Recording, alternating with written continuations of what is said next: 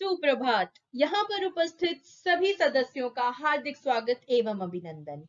आज मैं याशिका आप सभी के समक्ष हिंदी व्याकरण का एक बहुत ही महत्वपूर्ण विषय को लेकर उपस्थित हुई हूँ, जिसे हम कहते हैं वाच्य। वाच्य को जानने से पहले हम क्रिया के बारे में थोड़ा समझ लेते हैं। क्रिया क्या होती है? वह शब्द जो हमें किसी कार्य के होने या करने का बोध कराते हैं, उन्हें हम क्रिया कहते हैं।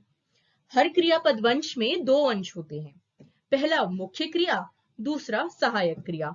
मुख्य क्रिया के उदाहरण अगर हम देखते हैं तो जैसे राम विद्यालय जाता है। इसके बाद सहायक क्रिया। सहायक क्रिया के बहुत सारे अंश हैं, काल, पक्ष, वृद्धि, वाच्य, लिंग, वचन, ये सभी सहायक क्रिया में आते हैं। तो आज इन सहायक क्रिया में से एक को हम लेके आज आपके सामने उपस्थित हुए हैं, वाच्य। आज हम बात करने वाले हैं वाच्य के ऊपर। वाच्य क्या होता है, वाच्य की परिभाषा क्या है, वाच्य के भेद क्या हैं, वाच्य के कुछ उदाहरण तथा वाच्य के कुछ महत्वपूर्ण तथ्य, इन सभी के बारे में आज हम बात करेंगे। तो चलिए वाच्य की परिभाषा को जानते हैं। वाच्य किसे कहते हैं? वाच्य में क्रिया के जिस रूप से यह ज्ञात होता है कि वाक्य में क्रिया द्वारा बताए गए विषय में कर्ता, कर्म अथवा भाव में से कौन प्रमुख है, उसे हम वाच्य कहते हैं। वाच्य के अगर शाब्दिक अर्थ पे जाते हैं तो वाच्य का अर्थ होता है बोलने का विषय। दूसरे शब्दों में कहा जाए तो क्रिया के जिस रूप से हमें यह पता चलता है कि उसमें प्रयोग का आधार या तो कर्ता है या कर्म है या भाव है, हम उसे वाच्य कहते हैं। वाच्य में या तो कर्ता प्रधान होता है या कर्म प्रधान होता है या भाव प्रधान होता है। क्रिया के लिंग एवं वचन उसी के अनुरूप होते हैं। इस परिभाषा के अनुसार वाक्य में क्रिया के लिंग, वचन या तो कर्ता के अनुसार होंगे या कर्म के अनुसार होंगे या भाव के अनुसार होंगे। तो आइए अब देखते हैं वाच्य के भेद। वाच्य के भेद। वाच्य के हिंदी में तीन प्रमुख भेद हैं, जिसे हम कहते हैं कृतवाच्य, कर्मवाच्य या भाववाच्य।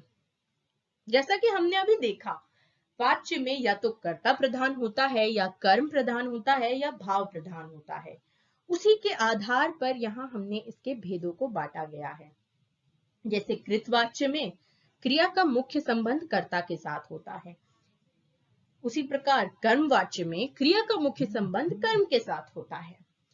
उसी तरह भाववाच्य में क्रिया का मुख्य संबंध भाव के साथ होता है। यहाँ पे अर्थात क्रिया जो है वह खुद ही मुख्य हो जाया करती है। अब हम चलते हैं कृतवाच्य की ओर। कृतवाच्य में हम उसकी परिभाषा, उसके उदाहरण तथा उसके कुछ मुख्य तत्व देखेंगे। कृतवाच्य। कृतवाच्य क्या होता है? जिस वाक्य में कर्ता की प्रमुखता होती है, अर्थात क्रिया का प्रयोग कर्ता के लिंग, वचन, कारक के अनुसार होता है, उसे हम कृतवाच्य कहते हैं। जिसमें कर्ता की प्रधानता होती है, लिंग, वचन, पुरुष आदि सब कर्ता के आधार पर होते हैं, इसे हम कृतवाच्य कहते हैं। सरल शब्दों में कहा जाए तो क्रिया के जिस रूप में कर्ता प्रधान हो उसे कृतवाच्य कहते हैं। इसमें लिंग एवं वचन प्रायः कर्ता के अनुसार ही होते हैं। उदाहरण में जैसे मोहन फल खाता है, इसमें कर्ता जो है वो एक वचन पुल्लिंग है, तो क्रिया भी एक वचन पुल्लिंग ही होगी क्योंकि ये कृतवाच्य है।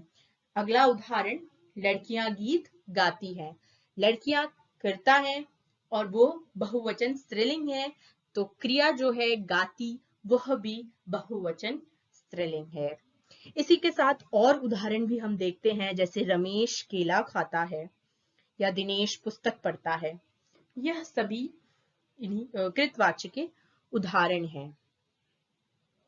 इन्हीं के आधार पर क्रिया का प्रयोग किया जाता है। कृतवाच्य के कुछ महत्वपूर्ण तथ्यों के बारे में अब हम जानते हैं। कृतवाच्य में अकर्मक और सकर्मक दोनों प्रकार की क्रियाओं का प्रयोग किया जाता है। यहाँ पे आकारात्मकता भी होती है तथा सकारात्मकता भी होती है। जैसे बच्चा धीरे चलता है, यह एक सकर्मक वाक्य है। सूरज आम खाता है, यह भी एक सकर्मक वाक्य है। दिनेश पुस्तक नहीं पढ़ता है, यह एक अकर्मक वाक्य है। शालिनी बुन रही है, यह भी सकर्मक वाक्य है। तो इसमें सकर्मक और अकर्मक दोनों प्रकार की क्रियाओं का प्रयोग होता है। अगले महत्वपूर्ण तथ्य के बारे में हम पढ़ते हैं तो कृतवाच्य के वाक्यों को दोनों तरह के वाच्यों में बदला जा सकता है। हम कृतवाच्य को कर्मवाच्य में भी बदल सकते हैं तथा उसे भाववाच्य में भी बदल सकते हैं। कृतवाच्य में कर्ता की असमर्थता दर्शनों के लिए क्रिया एवं नहीं के साथ सक के विभिन्न रूपों का भी प्रयोग किया जाता है। जैसे मैं चीनी भाषा नहीं लिख सकता हूं, यह मोटा आदमी तेज नहीं दौड़ सकता है, बच्चे आज खेलने बाहर नहीं जा सकते हैं, मोहन यह सवाल हल नहीं कर सकता है। यहाँ पर जब अकारात्मकता की बात आती है तो यहाँ पे नहीं के साथ सक शब्द का भी विभिन्न रूपों में प्रयोग किया जाता है। जैसे सकता हूं, नहीं लिख सकता हूं, तेज नहीं दौड़ सकता हूं, नहीं जा सकता हूं, नहीं कर सकता हूं। इस प्रकार से सक भी यूज किया जाता है। और महत्वपूर्ण तथ्यों के बारे में जानते हैं। जैसे कर्ता के अपनी सामर्थ्य या क्षमता दर्शाने के लिए सकारात्मक वाक्यों में क्रिया के साथ सक के विभिन्न रूपों का प्रयोग किया जाता है। अभी तक हमने अकारात्मक वाक्यों के बारे में देखा, अब हम सकारात्मक वाक्यों के बारे में देखते हैं। जैसे मैं फ्रेंच पढ़ लिख सकता हूं, यह कलाकार फिल्मी गीतों के अलावा लोकगीत भी गा सकता है, ऐसा सुंदर स्वेटर सुमन ही बुन सकती है, यह मजदूर इस भारी पत्थर को हटा सकता है। ये सब कृतवाच्य के कुछ उदाहरण हैं। अब हम बात करते हैं कर्मवाच्य की। यहाँ पर हम कर्मवाच्य की भी परिभाषा, उदाहरण तथा कुछ महत्वपूर्ण तथ्यों के बारे में जानेंगे। सबसे पहले कर्मवाच्य की परिभाषा के बारे में जानते हैं। कर्मवाच्य किसे कहते हैं? जिस वाक्य में कर्म की प्रधानता होती है तथा क्रिया का प्रयोग कर्म के लिंग, वचन और पुरुष के अनुसार होता है, उसे हम कर्मवाच्य कहते हैं। कर्ता की स्थिति में स्वयं कर्म होता है। वहां पे हमारा कर्ता प्रधान हुआ करता था, यहाँ पे कर्म प्रधान होता है। जिस वाक्य में कर्ता की प्रमुखता न होकर कर्म की प्रमुखता होती है। सरल शब्दों में कहा जाए तो क्रिया के जिस रूप में कर्म प्रधान हो उसे कर्मवाच्य कहते हैं। जहां क्रिया का संबंध सीधा कर्म से होता है तथा क्रिया का लिंग तथा वचन कर्म के अनुसार हो, उसे हम कर्मवाच्य कहते हैं। इसके उदाहरण देख लेते हैं। जैसे यह कहानी मेरे द्वारा लिखी गई। कहानी कर्म है, एक वचन है, स्त्रीलिंग है। जो कर्ता है मेरे, वो पुल्लिंग है, किंतु जो क्रिया आ रही है वह एक वचन स्त्रीलिंग है। तो यहाँ पे कर्म प्रधान है, कहानी प्रधान है, इसलिए यहाँ पे जो क्रिया है लिखी वो एक वचन स्त्रीलिंग है।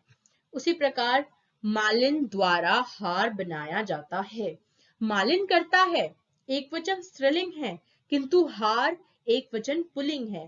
कर्म क्या है? हार है, एक वचन पुल्लिंग है, इसलिए क्रिया भी एक वचन पुल्लिंग ही है। और उदाहरण देखें। मीरा ने दूध पिया। मीरा द्वारा दूध पिया गया, किंतु दूध पुल्लिंग है, पिया पुल्लिंग आएगा। और आगे बढ़ते हैं तो उपयुक्त वाक्यों में क्रिया का प्रयोग कर्ता के अनुसार न होकर इनके कर्म के अनुसार हुआ है, अतः यह कर्मवाच्य है। अन्य उदाहरण देखें, जैसे मोहन के द्वारा लेख लिखा जाता है, हलवाई द्वारा मिठाइयां बनाई जाती हैं। मिठाइयां स्त्रीलिंग है, जाती है स्त्रीलिंग। हलवाई भले ही पुल्लिंग हो, किंतु जो कर्म है उसके आधार पर क्रिया होती है। चित्रकार द्वारा चित्र बनाया जाता है, रूपाली द्वारा कढ़ाई की जाती है। आइए अब कुछ कर्मवाच्य के मुख्य तथ्यों को देखते हैं। जैसे कि कर्मवाच्य में कर्म उपस्थित रहता है और क्रिया सकर्मक होती है। कर्मवाच्य के वाक्यों में प्रायः क्रिया जा का रूप लगाया जाता है। कृतवाच्य में सक लगाया जाता है, यहाँ पे क्रिया का जा रूप को लगाया जाता है। जैसे कि दादाजी अखबार पढ़ते हैं, दादाजी द्वारा अखबार पढ़ा जाता है। पुजारी पूजा करता है, पुजारी द्वारा पूजा की जाती है। इस वाक्य में कर्ता के बाद से या के द्वारा का प्रयोग किया जाता है। जैसे तुलसीदास द्वारा रामचरितमानस की रचना की गई, कर्ता प्लस द्वारा। नौकर से गिलास टूट गया, कर्ता से।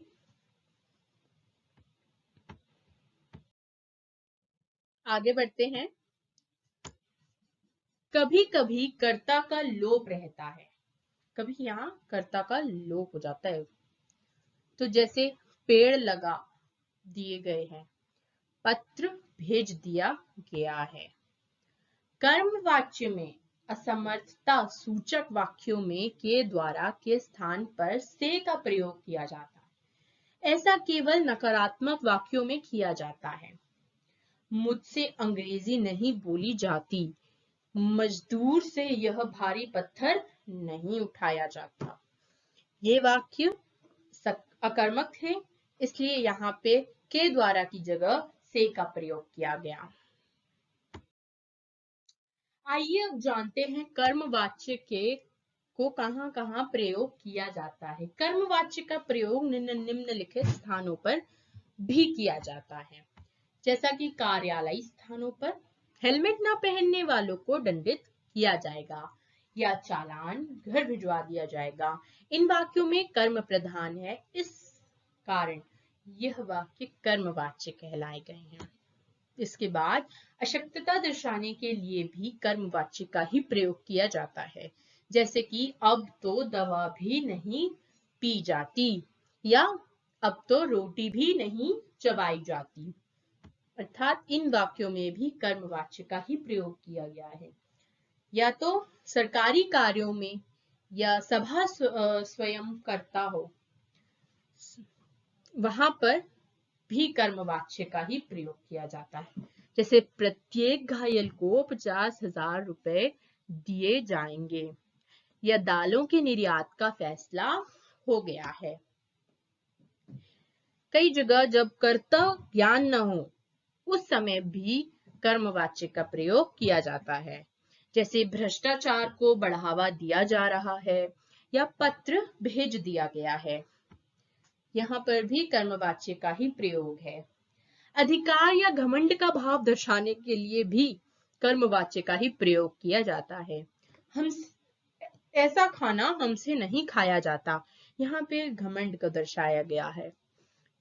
नौकर को बुलाया जाए, यहाँ पर भी यही चीज दर्शाई गई है, इसलिए यहाँ कर्मवाच्य का प्रयोग किया गया है। अब हम चलते हैं भाववाच्य की तरफ। भाववाच्य में भी हम उसकी परिभाषा, उसके उदाहरण और उसके कुछ महत्वपूर्ण तथ्यों को जानेंगे। भाववाच्य, भाववाच्य किसे कहते हैं?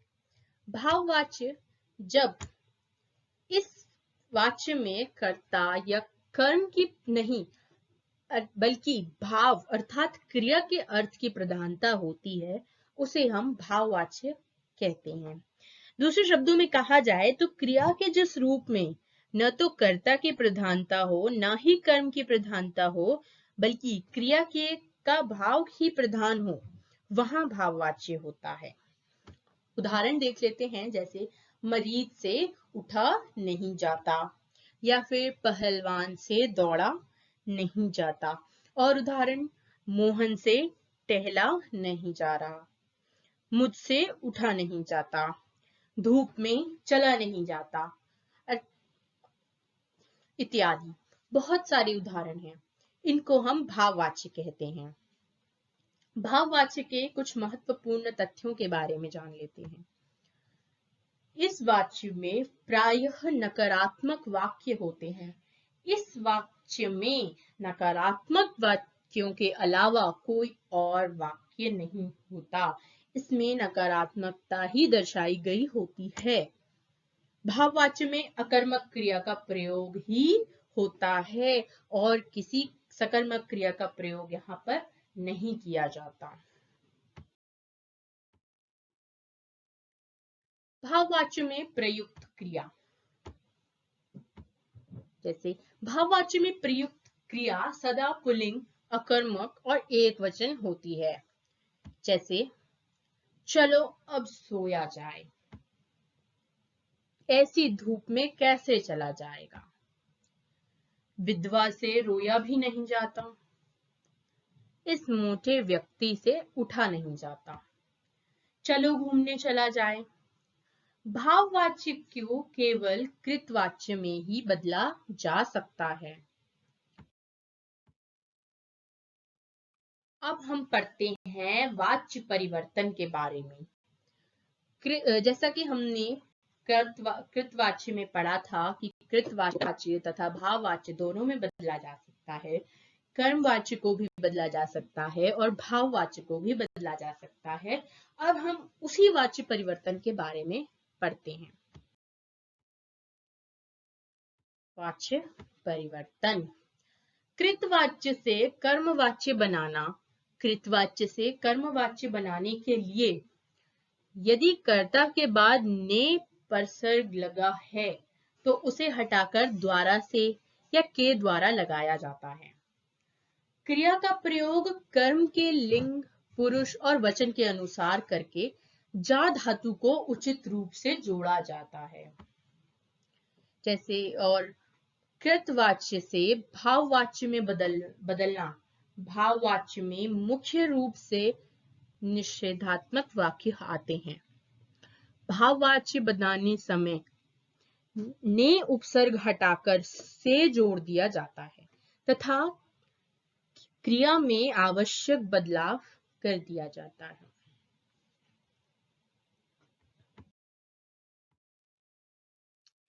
कुछ अभ्यास प्रश्नों को मैं आपके समक्ष लेकर आई हूं,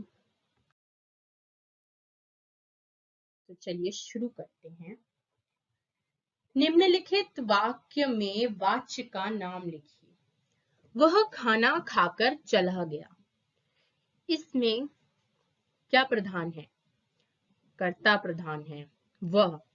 तो यहाँ का उत्तर कृतवाच्य है। ये किस तरीके का वाच्य है? कृतवाच्य है। इसी के साथ अगला प्रश्न देख लेते हैं।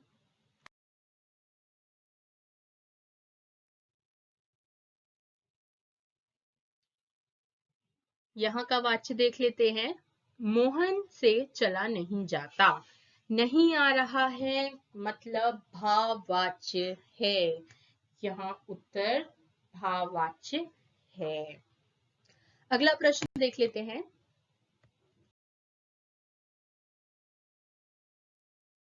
यहाँ पे प्रश्न है, उससे पत्र नहीं पढ़ा जाता।